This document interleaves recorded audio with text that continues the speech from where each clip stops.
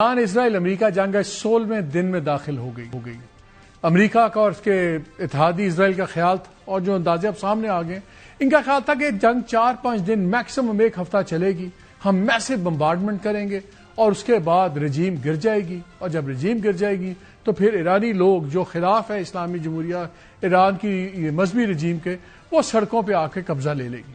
اور آپ کو یاد ہے ٹویٹس بھی تھے جب ڈونلڈ ٹرمپ نے کہا کہ once a war is over you take over come and take over the government, وہ سب کچھ ہوا۔ لیکن اب جتنی آپ امریکن میڈیا دیکھیں، اسرائیلی میڈیا دیکھیں، تو 2 چیزیں نظر آتی ہیں کہ 2 اندازے بڑے غلط ہوئے۔ وہ یہ کہ رجیم گر جائے گی اور ایک عوامی انقلاب آ جائے گا۔ نہ رجیم گری نہ انقلاب آیا، بلکہ امریکہ میں تو اب مذاق بن گیا ہے کہ افغانستان میں 20 سال لگے امریکنوں کو ایک طالبان سے دوسرے طالبان پہ بات ختم کرنے پہ، اور ایران میں ان کو 1 ہفتہ لگا ایک خامنائی سے بات دوسرے خامنائی تک لانے تک۔ یہ اس تک مذاق بن گیا ہے امریکہ کے اندر۔ اب سچویشن کیا ہے؟ اب جو رپورٹس آ رہی ہیں اس میں 12ویں دن تک $16.5 ارب سے زیادہ امریکہ کا خرچہ ہو چکا ہے، بٹ وہ افورڈ کرتے ہیں۔ اب اگر آپ 4 دن اور ایڈ کر لیں تو رفلی 4 بلین اور $20-22 بلین کا خرچہ ہو چکا ہے۔ اب ساری دنیا کی نظر آ گئی ہے ایک نیرو سے اسٹریٹ آف ہارموز کے اوپر کہ جی یہ کتنی ہے، اس کی لینتھ وہ ڈفرنٹ اندازوں کے مطابق 104 سے 109 میل لمبی پوری یہ اسٹریٹ ہے۔ جو نیروس پوائنٹ ہے، جو قریب ترین ہے، جو عمان اور ایران کے درمیان میں جو چونچ آپ دیکھتے ہیں، یہ گرافک سکرین پہ بھی آپ کو نظر آ رہے ہیں، یہاں پہ تقریباً 21 میل ہے۔ یہ ہے وہ جنگ کا حصہ جہاں سے ساری ٹریفک رکی ہوئی، دنیا کا 20% جو تیل یہاں سے گزرتا ہے، اس کے علاوہ دوسری گوڈز، ٹرانسپورٹ چیزیں، کموڈٹیز سب گزرتی ہیں۔ یہ اب ساری جنگ ہے۔ یہی امریکہ بہادر جو کہہ رہے تھے کہ ہم نے نیوی تباہ کر دی، ایئر فورس تباہ کر دی، بالکل کر دی، لیکن اور ہم یہ ایسکارٹ کریں گے، کھول دیں گے، وہ کھول نہیں سکے۔ اب اپیلیں کرتے پھرتے ہیں چائنا، اور ٹویٹ کے اوپر یہ شاید امریکہ کی ہسٹری میں پہلی دفعہ ہوا ہے کہ امریکہ کا صدر بجائے اس کے کہ میٹنگز کرے، الائنس بنائے، وہ سوشل میڈیا پہ وار ڈپلومیسی ہو رہی ہے۔ انہوں نے کہا کہ جی مجھے امید ہے China, France, Japan, south Korea اور انگلینڈ، UK یہ اپنے جہاز بھیجیں گے بیکاز ان کو بڑا امپیکٹ پڑتا ہے۔ چائنا پہلے کہہ چکا ہے کہ یہ جنگ ختم کرو، مسئلہ کرو، وہ فارغ۔ فرانس نے انکار کر دیا، جاپان نے بھی انکار کر دیا، ایون UK نے بھی انکار کر دیا۔ ان کا جی ہم ایک پھیلتی ہوئی جنگ میں ہم شامل نہیں ہوں گے۔ اور اس کے اوپر اب برس پٹے بہت زیادہ ناراض ہو گئے ہیں۔ انہوں نے کہا ہے کہ جی میں تو پہلے کہتا تھا کہ یہ جو نیٹو ہے نا، یہ 2 نمبر چیز ہے، یہ نیٹو 1 وے اسٹریٹ ہے۔ ہم نے آج تک نیٹو کے لیے بہت کچھ کیا اور نیٹو نے ہمارے لیے کچھ نہیں کیا، اور مجھے پتا تھا کہ یہ نہیں آئیں گے، مجھے ابھی بھی امید ہے ہمارے لیے نہیں آئیں گے۔ لیکن ایک بات میں آپ کو بتا دوں، ڈونلڈ ٹرمپ نے کہا ہے کہ نیٹو کے لیے بہت برا ہوگا اگر اس میں ہمارے ساتھ نہ آئے۔ یہ الائنسز دھمکیوں پہ نہیں بنتے، دنیا ایسے نہیں چلتی۔ پھر اسی مہینے کے اینڈ میں ان کا دورہ بھی ہے، شیڈیول دورہ ہے بیجنگ کا۔ اب انہوں نے ایک انٹرویو میں یہ بھی کہا کہ ہو سکتا ہے میں ڈیلے کر دوں۔ ان کا خیال ہے کہ پریشرائز شاید چائنا کو ہم کریں، کیونکہ پہلے چائنا کو بہت تیل آتا تھا وینزویلا سے، وہ سارا امریکہ کے قبضے میں ہے۔ دوسرا چائنا کا 13% سے زیادہ تیل آتا تھا یہ اسٹریٹ آف ہارموز سے، ایران سے، اور امریکہ کا خیال ہے اگر میں یہ بھی قابو کر لوں گا تو چائنا کی آئل سپلائیز میرے کنٹرول میں ہوں گی، میں اس پریشر میں جاؤں گا۔ پر ایٹ دا سیم ٹائم یہ الزام بھی لگاتے ہیں کہ جتنی یہ ریکانسنس ہو رہی ہے، جتنی چیزیں ہو رہی ہیں، یہ چائنا اور روس اتنی اسپیسیفک ٹارگیٹ کروا رہے ہیں۔ مڈل ایسٹ کے اندر جو کامیابی ایران کی ابھی تک کی ہے کہ جو اسرائیل اور امریکہ کا خیال تھا کہ ہم اس کو ریجنل لمیٹڈ کانفلکٹ رکھیں گے، ایک بڑی محدود جنگ رکھیں گے، اس کو دنیا کی جنگ بنا دیا۔ اور اب یہ مسئلہ ایران کا نہیں رہا، اب دنیا کی تمام معیشتیں اس کو بھگت رہی ہیں۔ تیل کی پرائس ایز وی اسپیک دوبارہ $100 ٹچ کر گئی ہے، اور یہ پورٹس جس طرح Fujairah one of the biggest ports ہے جو آئل کو ہینڈل کرتی ہے، وہ بند ہے۔ آج بھی دبئی ایئرپورٹ بند رہا، پھر آپ کی کویت کے اندر آپ نے دیکھا کہ چیزیں بند ہوئی، آپ نے بحرین میں اسٹرائکس دیکھی، اور ایران نے بڑا کلیئرلی کہہ دیا کہ جب خرگ آئلینڈ کے اوپر انہوں نے اٹیک کیا 2 دن پہلے اور ملٹری انسٹالیشن دبائی، تو اس کے بعد انہوں نے کہہ دیا کہ اب ہم بھی آئل ریفائنریز اور ان پہ اسٹرائک بیک کرنا اپنا حق سمجھتے ہیں۔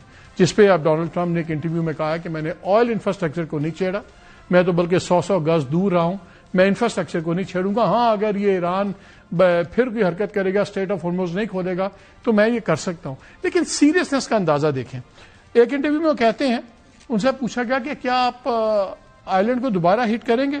وی may hit it a few more times just for fun. Seriously مطلب کہ جسٹ فار فن.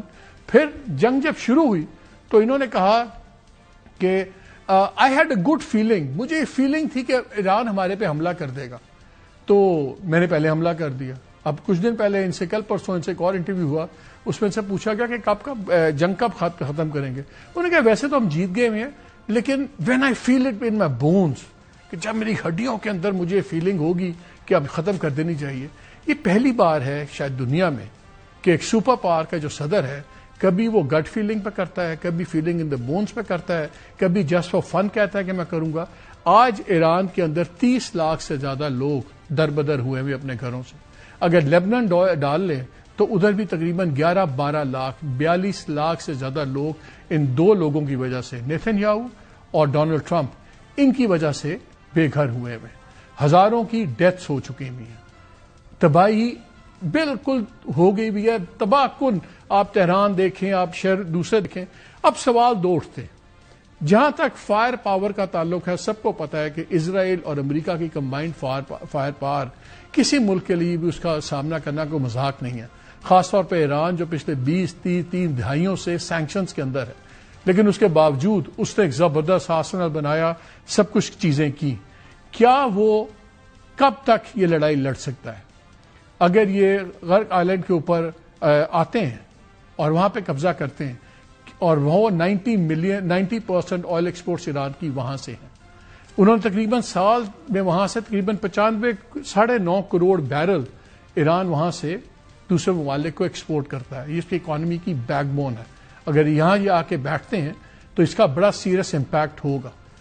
امریکہ نے یہ بھی اناؤنس کیا کہ وہ 2,500 فوجی اپنے ایک ایمفیبیس یونٹ ہے جو جاپان کے قریب پوزیشن تھا، 3 بوٹس وہ بھی آ رہی ہیں، وار شپس وہ آئیں گے. اور اس کے بارے میں کہا جا رہا ہے کہ شاید یہ آئی لینڈ کے اوپر قبضے کے لیے آ رہی ہیں. لیکن وہاں پہ جانے کے لیے بھی اگر آپ نقشہ دیکھیں، ان کو اس چون سے گزر کے جانا ہوگا. یہی اسٹریٹ آف ہرمز سے گزر کے آپ آئی لینڈ کو جاتے ہیں، اور وہ ایک بنجر آئی لینڈ ہے، 8 میل میں 5 میل ٹائپ کا آئی لینڈ ہے. اگر وہاں یہ رکتے بھی ہیں، ان کی سپلائیز کہاں سے آئیں گی، کیسے کریں گے، بہت بڑے سوالیہ نشان ہیں. لیکن پوری دنیا اب اسٹریٹ آف ہرمز کے اوپر پھنس کے رہ گئی ہے، اور ان کا جو خیال تھا کہ یہ چیزیں گلوبل ایشو نہیں بنے گا، اب گلوبل ایشو بن گیا ہے. چائنا، رشیا، ان کے بھی سٹانسز بڑے کلیئر ہیں، اور جس رشیا سے مدد مانگتے ہیں، چائنا سے مدد مانگتے ہیں، امریکنوں کو پتا ہے کہ وہ ان کے ساتھ نہیں ہے. کب تک یہ جنگ چلے گی؟ لیکن آج ہم جس چیز پہ فوکس کرنا میں چاہ رہا ہوں، ہمارے ساتھ 3 سروسز کے لوگ ہیں، سینئر لوگ ہیں، نیوی کے، ایئر فورس کے، فوج کے. ہمارے ان سے ایک ہی سوال ہے، کیا اسٹریٹ آف ہرمز ایران اپنے قابو میں رکھ سکتا ہے تو کب تک رکھ سکتا ہے؟ جو واٹر مائنز ہے، سب کچھ ہے، کیا ان کو ہٹایا جا سکتا ہے؟ اور میں آپ کو ایک اور انٹرسٹنگ بات بتاؤں. میں ایک رپورٹ پڑھ رہا تھا، نیو یارک ٹائمز نے ایک بڑی اچھی اسٹوری کی، مجھے تو اس چیز کا پتہ نہیں تھا. انہوں نے بتایا کہ جو 900 سے زیادہ 927 جتنے پاؤنڈز یہ ہے انرچ یورینیم ایران کا، جس پہ امریکہ کہتا ہے کہ ہمیں جا کے حاصل کرنا ہوگا، وہ کہا جا رہا ہے کہ اصفہان کے فیسلٹی میں گہری غاروں کے اندر وہ موجود ہیں. آئی ڈونٹ نو، لیکن اس میں بتایا گیا کہ IAEA کی رپورٹ ہے کہ یہ گیس فارم کے اندر محفوظ ہے. آئی ڈونٹ نو کہ انرچ یورینیم ملٹری گریڈ آپ کا آلموسٹ ملٹری گریڈ 60% انرچ ہے، یہ ایک گیس فارم میں بھی رکھا جا سکتا ہے. انہوں نے کینسٹرز کے اندر ہے، یعنی کہ سوٹ کیسز ٹائپ آپ سمجھ لیں، کنٹینرز جو اس سائز کے ہیں کہ جو گاڑی کی ڈکی میں بھی آ سکتے ہیں. لیکن ان میں 2-3 چیزیں ہیں. ایک تو یہ ہے کہ خاص نوعیت کا مٹیریل ہے کہ اگر خدا نہ خاصہ اس کا کینسٹر پنکچر ہو جائے، اس میں موری ہو جائے، ڈیمیج ہو جائے، اور اس میں ذرا سی بھی نمی چلی جائے تو اس کی سیریس ریڈیشن ہو سکتی ہے، ٹاکسک ہوتا ہے اس کے کانسیکوینسز.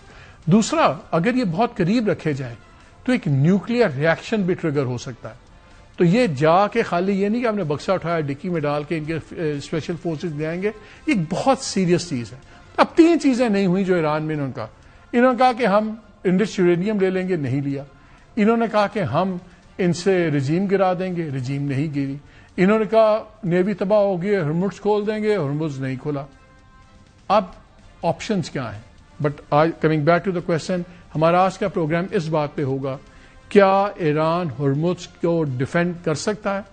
کب تک کر سکتا ہے؟ بیکاز جو پاور امبیلنس ہے بہت زیادہ